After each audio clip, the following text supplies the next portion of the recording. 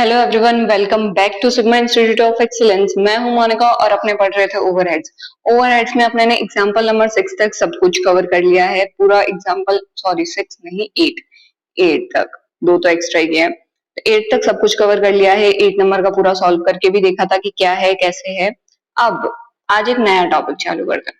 वैसे तो आजकल अपना हर एक लेक्चर में एक नया टॉपिक आ रहा है, that is accounting and control of administrative overheads. Administrative overheads को ऐसा अपने कैसे अकाउंटिंग करेंगे और कैसे कंट्रोल करेंगे। तो ये तुम्हें अकाउंटिंग की मेथड्स दिए हुए। पहला कि उसे तुम अपोर्शन कर दो, प्रोडक्शन और सेल्स दोनों डिपार्टमेंट के अंदर अपोर्शन कर दो कि प्रोडक्शन में कितना अकाउंट मतलब एडमिनिस्ट्रेटिव ओवरहेड्स लग रहा है और सेल्स में कितना लग रहा है। ये तुम अंदर का इन डिटेल खुद से पढ़ सकते हो, इसमें कुछ ऐसा है नहीं कि जो मैं पढ़ाऊं। दूसरा कि प्रॉफिट एंड लॉस में चार्ज कर दो। तीसरी मेथड कि उसे सेपरेटली ट्रीट करो, जैसे प्रोडक्शन एंड सेल्स है वैसे एडमिनिस्ट्रेटिव ओवरहेड को अलग से ट्रीट कर लो। देन कंट्रोल कैसे करोगे तुम, तो उसके कुछ तरीके दिए हुए हैं कि तुम बजट बना लो, तुम स्टैंडर्ड रख लो। इन सबसे तुम्हें कोई मतलब नहीं है कि क्या करना है कैसे करना है। तुम्हें सिर्फ इतना पता होना चाहिए कि एडमिनिस्ट्रेटिव ओवरहेड अपना एक खर्चा होता है जो कि अपने फैक्ट्री में लगता है। उससे ज्यादा तुम्हें सम सॉल्व करने के लिए तो और कुछ नहीं चाहिए। जो भी चाहिए होगा मैं तुम्हें सम के अंदर ही बता दूंगी कि ये वाले सम में ये वाली रिक्वायरमेंट्स हैं। अपने डायरेक्टली स्टार्ट करते हैं एग्जाम्पल नंबर 9, रिवर्स कैलकुलेशन। ये एक परफेक्ट क्वेश्चन है अगर आईसीआई 7 मार्क्स में पूछना चाहे तो। 7 या फिर 5 में तो आराम से ही आ सकता है, मतलब 5 मार्क्स का क्वेश्चन तो है ही है। क्योंकि एकदम मतलब ये क्वेश्चन एग्जाम में दे देना तो बच्चे भी लाइक क्या करना है। थोड़ा सा ट्रिकी क्वेश्चन है, एकदम आराम से अपने सॉल्व करेंगे, एकदम अच्छे से, बहुत अच्छे से पता चलेगा। रिवर्स कैलकुलेशन है फैक्ट्री ओवरहेड और एडमिनिस्ट्रेटिव ओवरहेड की। ठीक है, कर लेंगे, क्वेश्चन बढ़ता है। In an engineering company, factory overheads are recovered on the fixed percentage of direct wages। मतलब जितना भी डायरेक्ट वेजेस होगा उसका कुछ परसेंटेज जो है वो फैक्ट्री ओवरहेड्स होगा। और administrative overheads are absorbed on a fix percentage of factory cost. मतलब जितना भी फैक्ट्री कॉस्ट होगा उसका कुछ परसेंटेज जो है वो एडमिन ओवरहेड होगा। ओके, मैंने पहले भी कहा था, अपने ने जब मेथड्स डिस्कस की थी तो वहां पे था कि ओवरहेड डायरेक्ट वेजेस मटेरियल का फिक्स परसेंटेजेस हो सकता है। मतलब फैक्ट्री पहले से ही डिसाइड कर ले कि इसका इतना परसेंट जो है वो अपना ओवरहेड से लगता है। तो क्वेश्चन में वो दिया है, ठीक है, इतना तो अपने को पता चलता है। नेक्स्ट और क्या दिया है, company has furnished the following data. दो जॉब्स का अपने को डेटा दिया है। ओके, तो जॉब 101 और जॉब 102 दोनों का direct material, direct wages, selling price and total profit percentage on total cost. Total cost पे दिया है, मतलब क्या हुआ, 100 रुपए मेरी कॉस्ट है प्लस 10%, मतलब 110 पे मैं प्रोडक्ट बेच रही हूँ और 110 मेरे को ऑलरेडी दिया है, तो मैं कॉस्ट पे तो आराम से जा सकती हूँ। ये समझ आया मैंने क्या बोला? मीन्स क्या बोला, profit percentage on total cost, जितनी भी मेरी कॉस्ट लग रही है उसका 10% मेरा प्रॉफिट है। तो फॉर एग्जाम्पल मेरी कॉस्ट लग रही है 100 रुपए, उसका 10% प्रॉफिट ऐड कर दिया। ठीक है, तो मेरा हो गया 110 रुपए।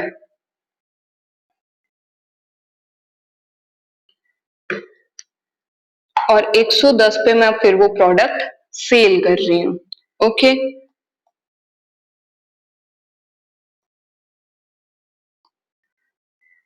तो ये तुम्हें 110 की वैल्यू दी है, यहाँ पे भी 120 की, क्योंकि 20 रुपए है मेरा टोटल प्रॉफिट परसेंटेज। अब रिक्वायर्ड क्या है, computation of percentage recovery rate of factory overheads and administrative overheads. कितना जो परसेंट ऊपर बोला था ना कि परसेंटेज है, ये वाला जो आपने को बोला था कि factory overheads are fixed percentage of direct wages and administrative overheads are fixed percentage of factory cost, पहले तो ये निकालना है। दूसरा क्या बोला, calculation of amount of factory overhead, amount निकालने, ऊपर वाले में परसेंटेजेस निकालने, नीचे वाले में अमाउंट निकालनी है। एडमिनिस्ट्रेटिव ओवरहेड एंड प्रॉफिट तीनों निकालने हैं, तीनों के अमाउंट। अब तीसरा क्या है, using the recovery rates, determine the selling price of 103 की अपने को सेलिंग प्राइस निकालनी है। मतलब कॉस्ट प्लस प्रॉफिट अपना आएगा सेल, अपने को ये निकाल के देना है। ठीक है, निकाल लेंगे। क्वेश्चन समझ आया अभी तक? कॉस्ट इज लाइक, तुम क्वेश्चन ठीक से रीड कर लो, तुम्हें अपने आप सब कुछ आएगा। सारा डेटा क्वेश्चन में होता है आंसर निकालने के लिए। अब क्वेश्चन नंबर 9 चालू करते हैं अपना अच्छे से। मैं तो बोलती हूँ 9 अगर तुम देख रहे हो तो इसे देखने के बाद एक बार लिख देना जैसे मैंने सॉल्व करा है, क्योंकि टेक्स्ट बुक में जैसा सॉल्यूशन है तुम्हें पता भी नहीं चलेगा। सबसे पहले फैक्ट्री ओवरहेड्स जो है वो बेस्ड है किस पे? डायरेक्ट वेजेस पे, जो अपने को फर्स्ट लाइन में दिया था। और दूसरा एडमिन ओवरहेड्स, वो बेस्ड है फैक्ट्री कॉस्ट पे। अब कुछ वर्किंग नोट्स करते हैं पहले, क्योंकि अपने पास काफी सारी वैल्यूज मिसिंग है। तो पहले WN1, तो अपने अभी टोटल कॉस्ट निकालते हैं। टोटल कॉस्ट, तो इसके लिए चाहे तो फॉर्मेट बना लो, टेबल बना लो, जैसा तुम्हें सही लगे। मैं टेबल में काम करना ज्यादा पसंद करती हूँ, क्योंकि अच्छे से पता चलता है कि हो क्या रहा है। अच्छे से लिखते हैं यार। पर्टिकुलर्स जॉब 101 एंड जॉब 102, तो दोनों का अपने को टोटल कॉस्ट चाहिए। ठीक है, अब टोटल कॉस्ट आती, तो अपनी जो भी टोटल कॉस्ट होगी प्लस उसके अंदर जो प्रॉफिट होगा, फिर ही तो सेल्स आएगा। मतलब तुम कोई प्रोडक्ट 10 रुपए में लेके आते हो, तुम्हारी कॉस्ट लगी है उस प्रोडक्ट को बनाने में 10 रुपए। अब तुम 10 में थोड़ी बेच दोगे, नहीं बेचोगे ना। अब उसके अंदर प्रॉफिट प्लस करोगे, 1 रुपया 2 रुपया जो भी तुम्हारा है, तो तुमने सपोज 2 रुपए प्रॉफिट ऐड किया। ठीक है, तो अब 2 रुपए प्रॉफिट ऐड कर दिया, तो तुम्हारे 12 रुपए जो है वो सेल आ गई। मतलब 12 यहाँ, 2 यहाँ और 10 यहाँ, वही हो गया। तो अपने को सेल की वैल्यू दी है ऑलरेडी, सेलिंग प्राइस जो है वो क्वेश्चन में दी है, ये रही। तो ये एज इट इज यहाँ पे लिख देते एक बार के लिए। जितना डेटा पहले है ना उतना छाप दो, बाकी का जो मिसिंग है उसको ढूंढेंगे। इसकी भी दी है 1,28,250। ओके, फिर अपने को क्या बोला? कॉस्ट के ऊपर 10% है। ठीक है, तो कॉस्ट अगर मेरी 100 है, इसके ऊपर 10 रुपए ये है, फिर जाके ये 110 बनता है। ये वाले में ये हो गया। यहाँ पे 20 है कॉस्ट पे, तो कॉस्ट पे 100 है, यहाँ पे 20 आया, तो यहाँ पे जाके 120 बन गया। तो सिंपल है, तुमने बचपन में क्रॉस मल्टीप्लाई करके देखा होगा, क्रॉस मल्टीप्लीकेशन का कभी नाम सुना है? कि 110 पे मेरी वैल्यू है 1,66,650, तो 100 रुपए पे मेरी वैल्यू क्या? This is cross multiplication. तो 100 इंटू 1,66,650 डिवाइड बाय 110, तो तुम्हारी आ जाएगी cost, that will B 1,51,500। Simple. अब मैंने ये वाली कैलकुलेशन क्यों नहीं लिखी? क्योंकि ये बच्चों जैसी है, सबको पता चलता है। तुमको एग्जाम में ये भी नहीं लिखोगे ना तो भी चलेगा, कोई मतलब नहीं है इसका। ये जस्ट मैं तुम्हें तुम्हारी अंडरस्टैंडिंग के लिए बता रही हूँ कि तुम्हें कॉस्ट मिलेगी कैसे। ये तुम्हें बुक में साइड में लिखना है, तो लिख लो कि ये क्रॉस मल्टीप्लीकेशन आया है, वरना यहाँ पे भी दिख ही रहा है। यहाँ पे तुम ऐसे कर दोगे ना तो भी तुम्हें दिखेगा ही कि ये 100 इससे मल्टीप्लाई हो रहा है और ये यहाँ पे मतलब डिवाइड में जाएगा। सिंपल। आया समझ? हम हटा देते हैं इसको।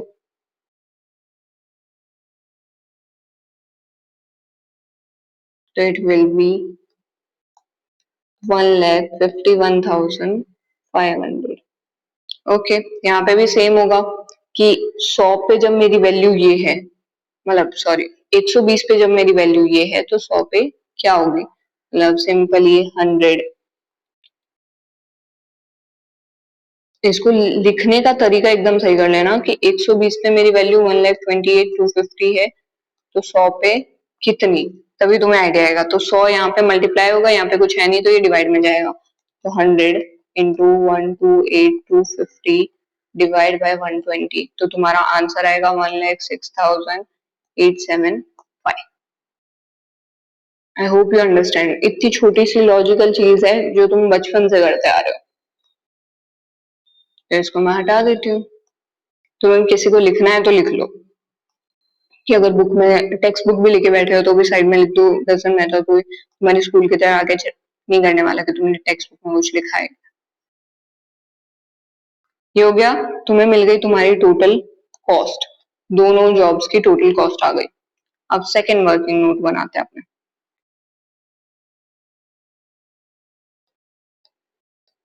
WN2, ये तो अपने ने टोटल कॉस्ट निकाली इन टर्म्स ऑफ रुपीस कि कितने पैसे लग रहे हैं। अब in terms of x and y निकालते हैं। एक्स एंड वाई से तुम्हारा क्या मतलब है बताती हो। Total cost in terms of x and Y. तो लेट्स अज्यूम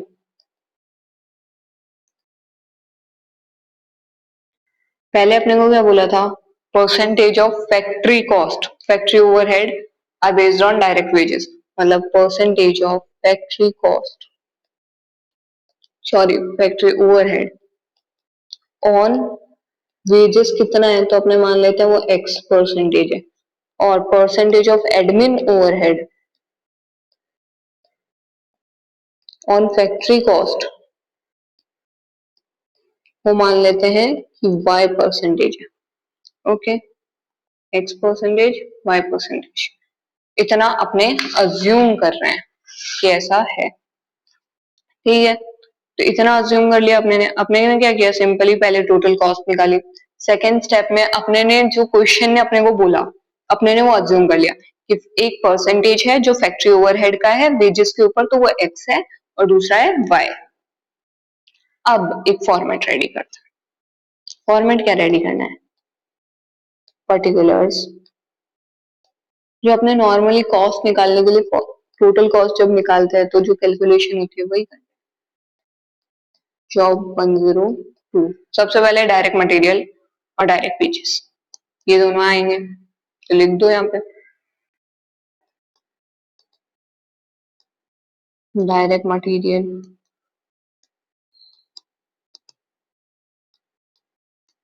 डायरेक्ट वेजेस। तो वैल्यू कितनी है क्वेश्चन में, 54,000, 42,000, 54,000, 42,000। ओके, टोटल करोगे तो तुम्हारी प्राइम कॉस्ट आएगी। अब देखो, ये जब तुम कॉस्ट शीट पढ़ोगे ना तो तुम्हें ज्यादा पता चलेगा कि प्राइम कॉस्ट क्या होती है। तो प्राइम कॉस्ट सिंपली जिसके अंदर दो ही चीज होती है, मतलब direct material plus direct wages, this is your prime cost. अब इसके अंदर जब ऐड हो जाता है, क्या हो जाता है, फैक्ट्री ओवरहेड जब ऐड हो जाता है तो वो बन जाती है फैक्ट्री कॉस्ट, सिंपल। अब इसके अंदर जब ऐड हो जाता है एडमिन ओवरहेड तो हो जाती है इस क्वेश्चन के हिसाब से टोटल कॉस्ट, बट तुम वहां पे बोलोगे प्रोडक्शन ओवरहेड्स भी आएगा, सेलिंग एंड डिस्ट्रीब्यूशन ओवरहेड, बाकी चीजें। तो ये कॉस्ट शीट पढ़ोगे ना तो ज्यादा क्लैरिटी आएगी तुम्हें। कॉस्ट शीट में पढ़ाऊंगी ऑब्वियसली बहुत अच्छे से, अपने पूरा कॉस्ट शीट का फॉर्मेट पढ़ेंगे, देखेंगे, हर एक क्वेश्चन सॉल्व करेंगे एज यूजुअल। बट अभी के लिए तुम्हें जानना सिर्फ इतना ही जरूरी है कि प्राइम कॉस्ट क्या होता है, जिसमें डायरेक्ट मटेरियल और डायरेक्ट वेजेस होते हैं। फिर उसके अंदर तुम फैक्ट्री ओवरहेड ऐड कर दोगे, आ जाएगा फैक्ट्री कॉस्ट, मतलब फैक्ट्री में तुम्हारा कितना खर्चा। उसके अंदर तुम एडमिन ऐड कर दोगे तो तुम्हारे क्वेश्चन के हिसाब से तुम्हारी आ गई टोटल कॉस्ट।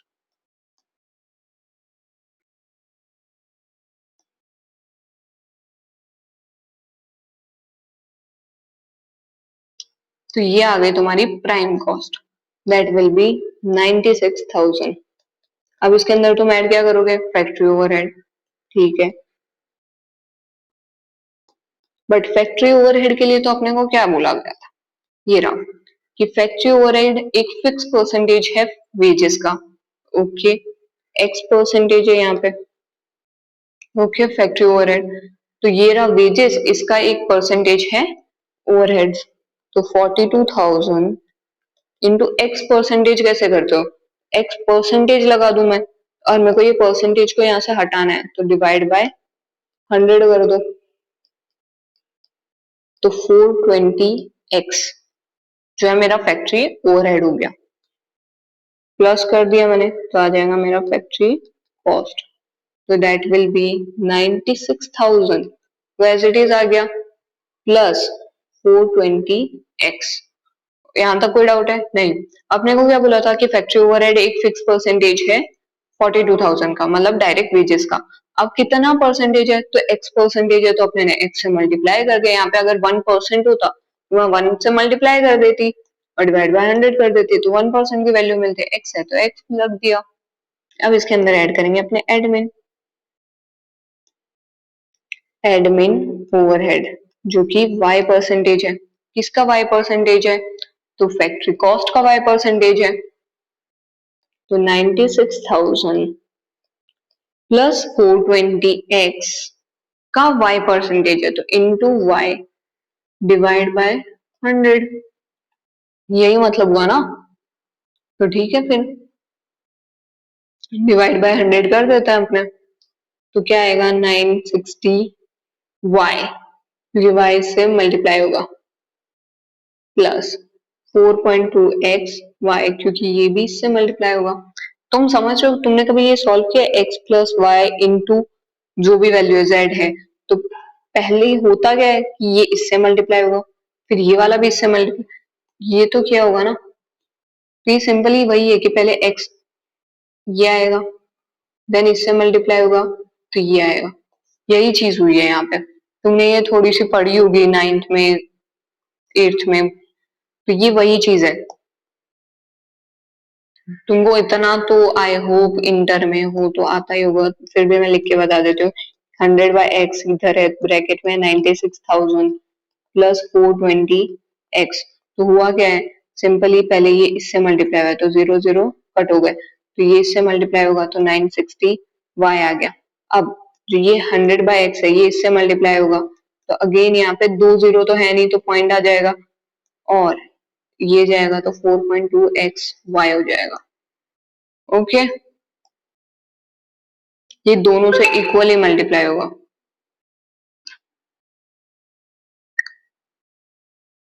एक सेकेंड ना गाइस।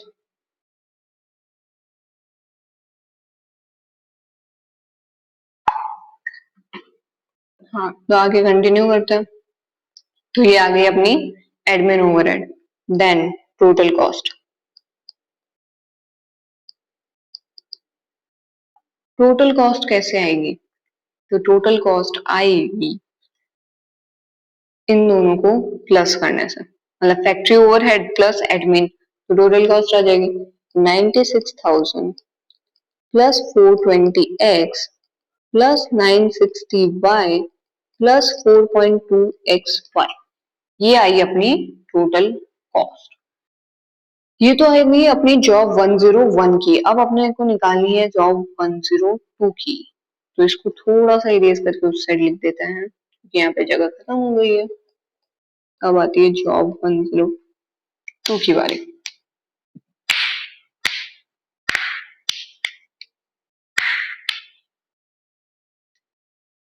जॉब 102 में भी डायरेक्ट मटेरियल और डायरेक्ट वेजेस दिया है, दैट इज 37,500 और 30,000।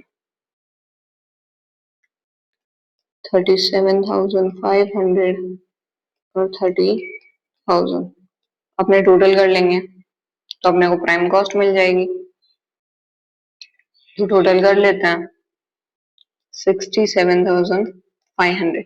Then comes factory overhead. Factory overhead क्या है? x परसेंटेज है, किसका? तो वेजेस का, तो wages into x divide by 100, again वही, तो 300 x आ गया। अब टोटल करेंगे तो अपना आएगा फैक्ट्री कॉस्ट, तो 67,500 प्लस 300।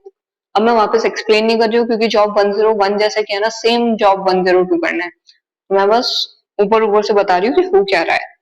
तो y, अब आता है अपना एडमिन ओवरहेड, जो कि y परसेंटेज है। किसका y परसेंटेज है? तो फैक्ट्री कॉस्ट का। तो simply 6500 plus 300 x into y divide by 100, तो it will be 6755 plus 3xy। ठीक है, तो ये आ गया अपना। अब सिंपली टोटल कॉस्ट ले आओ, तो 67,500 plus 300x plus 675y plus 3xy आ गया तुम्हारा टोटल कॉस्ट। अब अपने को दो इक्वेशन मिली है टोटल कॉस्ट के नाम पे, तो दोनों इक्वेशन को रख देते हैं और उन्हें सॉल्व करते हैं। तो WN3 will be equation,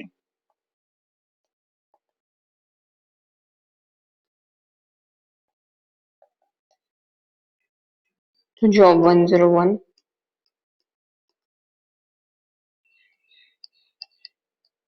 96,000 plus 420x plus ये देखो ये वाली जो है ना एज इट इज कॉपी कर लेना 960y प्लस 4.2xy। अब ये थी तुम्हारी टोटल कॉस्ट की वैल्यू। एक मिनट कहाँ गया, अचानक इतना ऊपर, छोड़ो जो भी है। ये थी तुम्हारी टोटल कॉस्ट, और टोटल कॉस्ट की वैल्यू तो अपने ऑलरेडी निकाल के बैठे इन terms of rupees, that is 151,500। अब तो ये इक्वेशन सही लग रही है, पहले भी अपने ने साइमल्टेनियस इक्वेशन सॉल्व की है, ये वही है। देन जॉब 102, तो जॉब 102 में अगेन ये वाला structure as it is copy कर दो, that will be 637,500 plus 300x plus 675y plus 3xy, तो वो आएगा तुम्हारा 1,06,875। तो ये हो गई तुम्हारी इक्वेशन 1, ये हो गई तुम्हारी इक्वेशन 2। अब मेरे को ये दोनों वैल्यूज कहाँ से मिली, तो ये अपने ने पहले सबसे पहले यही वैल्यूज निकाली थी कि टोटल कॉस्ट जो है उसकी वैल्यू क्या है। ठीक है, अब ये अच्छा नहीं लग रहा है ऐसा खिचड़ी खिचड़ी, इसलिए मैं मिटा रही हूँ। वन अपने ने ये वैल्यूज निकाल ली थी, उसके बाद अपने ने total cost in terms of equation निकाली, तो दोनों इक्वली होती है ऑब्वियसली। इन सब का जो टोटल होगा वो वो यही होगा ना कि टोटल कॉस्ट मेरी कितनी आई। अब ये इक्वेशन को सॉल्व करते हैं। अब तुम ध्यान से देखोगे तो दोनों इक्वेशन में एक भी वैल्यू सेम नहीं है जो अपने कट कर सके, इसीलिए अपने एक वैल्यू को किसी ना किसी से मल्टीप्लाई करेंगे कि दोनों जगह वैल्यूज सेम मिल सके अपने को। तो मैं इक्वेशन नंबर 2 को 1.4 से मल्टीप्लाई कर रही हूँ कि अपने को 4, अब देखो यहाँ पे 300 है, अब मैं 300 को 1.4 से मल्टीप्लाई कर दूंगी तो वो 420 100, अब 420 तो मैं काट ही सकती हूँ, इसीलिए कुछ वैल्यूज कट हो जाए इसलिए अपने मल्टीप्लाई करते हैं। अब इक्वेशन सॉल्व करना यार, आई डोंट थिंक सो कि तुम्हें नहीं आता होगा, ये बहुत पहले अपने ने सीखा था कि तुम्हारी दो इक्वेशन तुम्हें साइमल्टेनियसली सॉल्व करनी है, तो तुम्हारी वैल्यू सेम नहीं है तो कोई भी नंबर से मल्टीप्लाई करो कि दोनों वैल्यू सेम आ जाए। मल्टीप्लाई इक्वेशन, और ऐसा लिख देना एग्जाम में कि मल्टीप्लाई इक्वेशन नंबर 2 बाय 1.4। ठीक है, तो अपनी पहली वाली इक्वेशन तो एज इट इज कॉपी कर दो तुम, तो that will B 96,000 plus 420x plus 960y plus 42xy, तो आएगा 1,51,500। अब दूसरे वाली को जब 1.4 से मल्टीप्लाई करोगे तो पूरी इक्वेशन मल्टीप्लाई होगी, मतलब ये वाली वैल्यू भी 1.4 से, ये वाली भी, ये वाली भी और ये वाली भी, और इज इक्वल टू के इस साइड भी तुम्हें मल्टीप्लाई करना होता है कि सब में इफेक्ट सेम जाए। ठीक है, तो सबको मल्टीप्लाई करने के बाद वैल्यूज आएगी 94,500 plus 420x plus 945y plus 4.2xy, answer will be 1,49,000। Not answer, इसको भी तुम इज इक्वल टू के इस साइड वाले को भी मल्टीप्लाई करोगे तो क्या आएगा, सारे प्लस में तो सबके नीचे माइनस का साइन लगाओ, 420 प्लस और 420 माइनस कट हो जाएंगे, 4.2xy और 4.2 माइनस 4.2xy कट हो जाएंगे। देन 96 में से इसको माइनस कर दो, आएगा 1500 प्लस 960 में से 945 को माइनस कर दो, जाएगा 15y इज इक्वल टू, इसमें से इसको माइनस कर दो तो आ जाएगा 1875। ये इस साइड प्लस का है, उस साइड जाएगा माइनस का हो जाएगा, 1875 माइनस 1500, तो 15y इज इक्वल टू, मतलब इतना भी क्यों करना है, बहुत लंबा पड़ जाता है। सिंपली ये यहाँ पे गया और डिवाइड बाय 15 कर दो तो डायरेक्टली 25 आ जाएगा। कैसे है 25 पता चला? सिंपली ये इधर प्लस का था, इधर गया माइनस का हो गया, इधर मल्टीप्लाई का था, इधर गया डिवाइड हो गया। तो अपने को x की वैल्यू मिल चुकी है 25, सॉरी y की वैल्यू मिल चुकी है 25। अपने y की वैल्यू कोई भी एक इक्वेशन में रखेंगे तो अपने को x की वैल्यू मिल जाएगी। मैं इक्वेशन 1 में रख रही हूँ, तुम 2 में रखोगे तो भी सेम आंसर आएगा। तो substitute y is equal to 25 in equation 1. So 96,000 plus 1 वाली इक्वेशन क्या थी, एज इट इज कॉपी कर लो। 420x 960y, 420x plus 960y plus 4.2xy is equal to 1,51,500। मेरे को इक्वेशन रटा हुआ इतनी बार लिखने के बाद तो 96,000 प्लस 420y की तो मतलब x की तो वैल्यू नहीं पता, 960। अब y की वैल्यू तो पता है ना, मल्टीप्लाई में 25 रख दो। यहाँ पे x की नहीं पता, y की तो पता है। जहां जहां y दिख रहा है वहां पे 25 रख दो। तो 96,000 एज इट इज, 420 का 420x, अब ये मल्टीप्लाई करने के बाद क्या आता है 24,000 प्लस 420x मल्टीप्लाई बाय 25 तो 105x इज इक्वल टू 1,51,500। ठीक है, अब 96 प्लस 24,000 ये प्लस हो जाएंगे तो हो जाएगा 1,20,000। अब 420x और 105x प्लस हो जाएंगे तो हो जाएगा 252x, तो 1,51,500। ये इधर प्लस का इधर जाएगा माइनस हो जाएगा,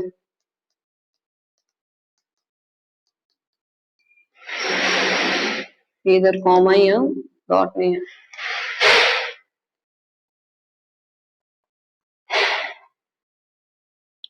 525x is equal to minus हो क्या आएगा 31,500, x is equal to 31,500 divide by 252, x की वैल्यू अपने को मिल जाएगी 60। तो अब अपने को x और y दोनों की वैल्यू पता चल गई, और अपने ने x और y को अज्यूम क्या किया था, ये रहा कि x is a percentage of factory overhead on wages और y is a percentage of admin overhead और फैक्ट्री कॉस्ट। तो तुम्हें तुम्हारे क्वेश्चन का पहला आंसर मिल चुका है, that is percentage of factory overhead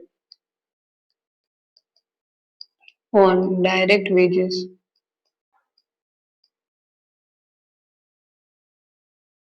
तो जो कि x था वो 60% हो गया, और percentage of admin overhead on factory cost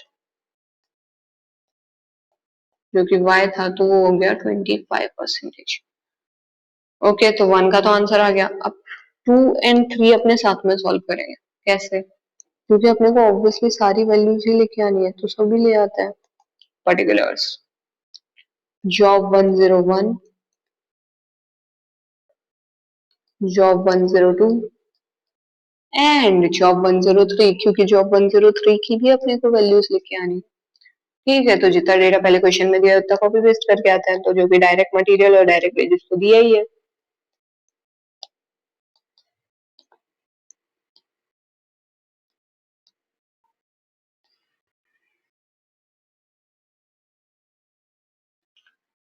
$54,000, $42,000,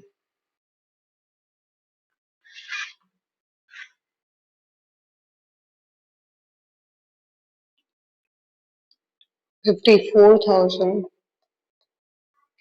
$42,000, second वाले की है 37,500 और 30,000। थर्ड वाले की क्या है, ये रही। Direct material 24, direct wages 20, 24,000 and 20,000। Okay, अब इसका टोटल करोगे तो क्या आएगा, प्राइम कॉस्ट। मैंने अब सोचा तो था कि अपने एग्जांपल नंबर 10 भी करेंगे, बट ऑलरेडी अपने को एग्जांपल नंबर 9 में टाइम लग गया, तो कल देखते हैं एग्जांपल नंबर 10।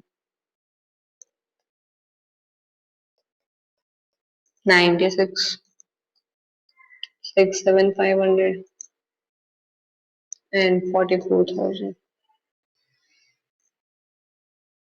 अब इसके अंदर क्या प्लस करेंगे, तो फैक्ट्री ओवरहेड। फैक्ट्री ओवरहेड क्या है, कितना परसेंटेज है, तो ये रहा 60% ऑफ डायरेक्ट वेजेस। मैं DW लिख रही हूँ, मतलब डायरेक्ट वेजेस। यहाँ पे डायरेक्ट वेजेस कितनी है, 42,000 की, इंटू 60%, 25, 200। इधर डायरेक्ट वेजेस कितने की है, 30,000, इंटू 60%, 18,000। इधर डायरेक्ट वेजेस कितनी है, 20,000, इंटू 60%, तो it will be 12,000। Simple. Now आएगा फैक्ट्री कॉस्ट। फैक्ट्री कॉस्ट क्या होती है, prime cost per prime cost plus factory overheads, तो 96,000 प्लस 25,200, तो it will be 121, 200। Here it will be 85,500 and here it will be 56,000। Done. अब इसमें plus करते हैं अपने एडमिन ओवरहेड। एडमिन ओवरहेड की वैल्यू क्या थी, 25% ऑफ फैक्ट्री कॉस्ट।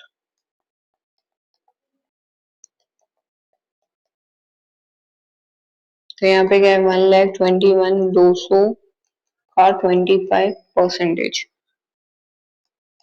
30,300, 85,500 का 25%, तो 21,375 एंड 56,000 का 25%, तो इट विल बी 14,000। सिंपल। तो अपने को सब मिल गया, तो अब आएगा टोटल कॉस्ट, फिर उसमें प्रॉफिट प्लस होगा, तो आएगी अपनी सेल। तो टोटल कॉस्ट इन दोनों को प्लस करोगे तो आ जाएगी, जो कि अपने को कुछ, अब यहाँ पे तुम्हें कंफर्म हो गया ना कि अपने जो आंसर्स लेके आए थे वो सही थे।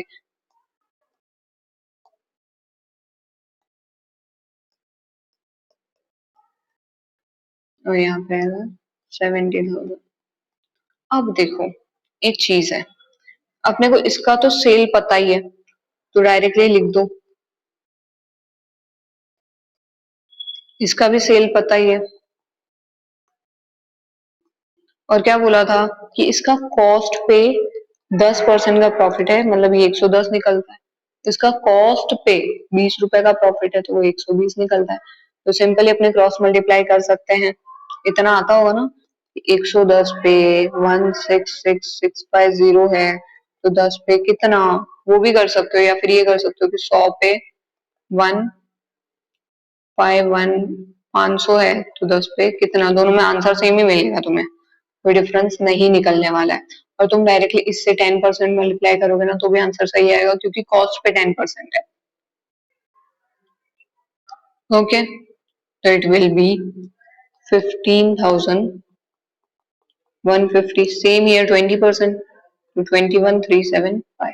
अब थर्ड वाले जॉब में इशू क्या है, ये थर्ड वाले जॉब में अपने को एक लाइन लिखी है, क्या, profit percentage on sale price not cost, it is sale price. Sale price का मतलब क्या होता है कि तुम्हारी सेल 100 है और तुम्हारी कॉस्ट, मतलब 12.5 इधर लिखा है, तो जो रिमेनिंग 87.5 है वो तुम्हारी कॉस्ट है। तुम्हें सेल ही दी है डायरेक्ट, तुम्हें सेल के ही परसेंटेज दिए हैं डायरेक्ट, तो इट विल बी 100। 12.5 तुम्हारा प्रॉफिट है, तो 87.5। अगर तुम यहाँ पे ये कर देते ना कि इसको 100 मान लेते, इसको 12.5 मान लेते, और यहाँ पे ऐसा कंसिडर करते हैं, मतलब सॉरी ऐसा, तो ये एकदम गलत हो जाता। क्यों गलत हो जाता, क्योंकि पहले दो क्वेश्चंस में अपने को कॉस्ट पे प्रॉफिट परसेंटेज दिया था, इसलिए अपने कॉस्ट को 100 मान रहे थे। इस बार अपने को सेल में सेल के परसेंटेज दिए, इसलिए अपने सेल को 100 मान रहे हैं। तो अगेन क्रॉस मल्टीप्लाई करोगे तुम लोग तो 87 पॉइंट पे इतना, तो इसके ऊपर कितना, तो क्रॉस मल्टीप्लाई मतलब 12.5 इंटू 70,000 डिवाइड बाय 87.5 तो आएगा 10,000। तो तुम्हारी सेल ऑटोमेटिकली क्रॉस करोगे तो आएगा। और तुम्हें क्रॉस मल्टीप्लाई भी करना है, मतलब क्रॉस वेरीफाई भी करना है कि तुम्हारी सेल सही में 80 है, तो कैसे करोगे, सिंपली 87.5 पे 70,000 है तो 100 पे कितनी आ जाएगा। तो तुमने सारी वैल्यूज फाइंड कर ली। इसको मैं मिटा देती हूँ। Done with this. एक एग्जांपल करने में अपने को 35 मिनट्स लगे क्योंकि ये टाइम कंज्यूमिंग है, थोड़ा सा ट्रिकी है। यहाँ से अपने चालू किया। आई होप इसमें कोई डाउट नहीं है। अपने को क्वेश्चन में डायरेक्ट पहली लाइन में क्या बोला था कि फैक्ट्री ओवरहेड जो है वो फिक्स परसेंटेज है फैक्ट्री वेजेस का, और एडमिनिस्ट्रेटिव ओवरहेड जो है वो फिक्स परसेंटेज है फैक्ट्री कॉस्ट का। तो अपने ने पहले क्या किया, पहले टोटल कॉस्ट निकाल ली। कैसे निकाल लिया, अपने को प्रॉफिट और सेल्स, प्रॉफिट परसेंटेज पता थे और सेल्स पता थी, तो अपनी कॉस्ट निकल गई। देन अपने ने पूरा का पूरा फॉर्मेट बनाया, पूरा फॉर्मेट रेडी किया और उसके बेसिस पे दो इक्वेशंस बनी अपने टोटल कॉस्ट की। अब टोटल कॉस्ट की वैल्यू अपने को पहले से पता थी। उसके बाद अपने ने इक्वेशंस को सॉल्व किया, दोनों साइमल्टेनियस इक्वेशंस को रखा। अब दोनों इक्वेशन में कोई भी दो वैल्यूज, मतलब कोई भी एक वैल्यू सेम नहीं थी जो दोनों इक्वेशंस में और जिसको अपने कट कर सके, इसीलिए अपने ने एक इक्वेशन को मल्टीप्लाई कर दिया 1.4 से, तो अपना सॉल्व हो गया। उसके बाद अपने ने जब एक दूसरे में वैल्यूज रखी तो अपने को फिक्स परसेंटेज मिल गया, और सेकंड और थर्ड भी ऐसे ही सॉल्व हो गया। अब ये वाले को अपने ने ऐसे दोनों को साथ में क्यों सॉल्व किया, क्योंकि अपने को क्वेश्चन में क्या बोला था कि अब इनकी वैल्यूज भी लेके आओ।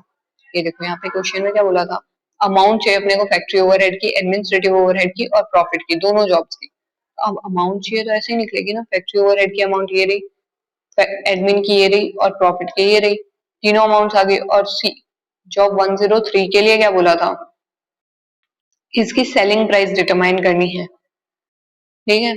तो सेलिंग प्राइस डिटरमाइन हो तो गई, ये रही 80,000। और ये अगर अपने टेबल नहीं बनाते तो टफ हो जाता सॉल्व।